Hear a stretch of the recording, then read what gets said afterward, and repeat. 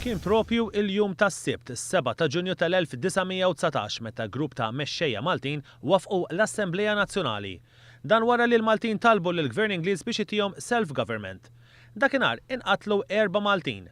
Dawn huma Wenzu Dwyer, Carmenu Abela, Manuel Attard u Giuseppe Bajada. L-4 vittmi mietu fl-irvellijiet li inqalgħu fil-Belt Valletta. Bil-bajonetti f'idejhom is-soldati resqu lejn il-folla u f'ħin minnhom fetħu n-nar. Manuel Attard minn taslima ntlaqat minn balla f'nofs ġbinu u nstabat fl-art tal-mejjet.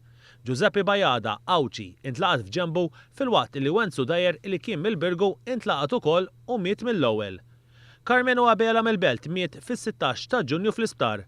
Huwa maħsub li fl-irvellijiet in-numru ta' feruti kienu ta' madwar 50 waqt li 40 persuna oħra kienu arrestati u minnhom kien hemm min weħel sa' 9 snin ħabs.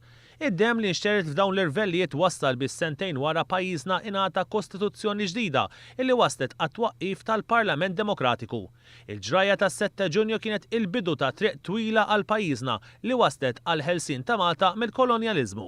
Intant biex jiftakru dawn l-4 vittmi tas-7 Ġunju il-ġimgħa filgħodu fiċ-ċimiteru tal-Addolorata membri mill-Kumitat Festi Nazzjonali poġġew kuruni tal-fjuri fuq il-monument li jfakkar lil dawn l-4 eroj Maltin.